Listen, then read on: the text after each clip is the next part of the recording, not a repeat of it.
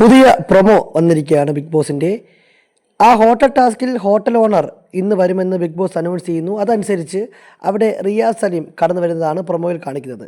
റിയാസ് സലീം നേരെ വന്നതിന് ശേഷം നമ്മുടെ ലക്ഷ്മിയുടെ അടുത്ത് എത്തുകയാണ്. ലക്ഷ്മിയുടെ അടുത്ത് എത്തിയിട്ട് നിങ്ങൾക്ക് എന്നോട് സംസാരിക്കുന്നതിൽ എന്തെങ്കിലും പ്രശ്നമുണ്ടോ എന്ന് ചോദിക്കുകയാണ്. അപ്പോൾ ലക്ഷ്മി പറഞ്ഞു, ഇല്ല, എനിക്ക് സംസാരിക്കാൻ താല്പര്യമില്ല.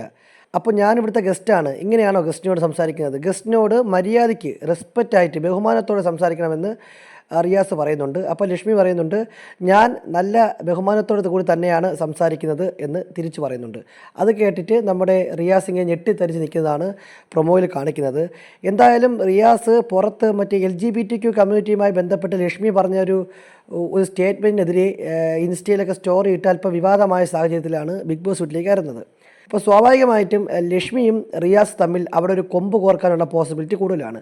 കൊമ്പ് കോർക്കാൻ എന്ന വാക്കിനേക്കാൾ ഞാൻ കൂടുതൽ നന്നായിട്ട് ഉപയോഗിക്കുന്നത് ഇവർ തമ്മിലൊരു ചർച്ച അവിടെ ഉണ്ടാവാനുള്ള ചാൻസ് ഉണ്ട്. LGBTQ കമ്മ്യൂണിറ്റിയുമായി ബന്ധപ്പെട്ട് കുറേ കാര്യങ്ങൾ റിയാസ് പറയാനും ലക്ഷ്മിക്ക് തിരിച്ചു പറയാനും ഉള്ളൊരു അവസരം കൂടിയായിരിക്കും ഈ ബിഗ് ബോസ് മലയാളം സീസൺ 7 വേദി. എന്തായാലും കാത്തിരുന്ന് കാണാം ആ വീട്ടിൽ എന്തൊക്കെ അരങ്ങേറുമെന്ന്.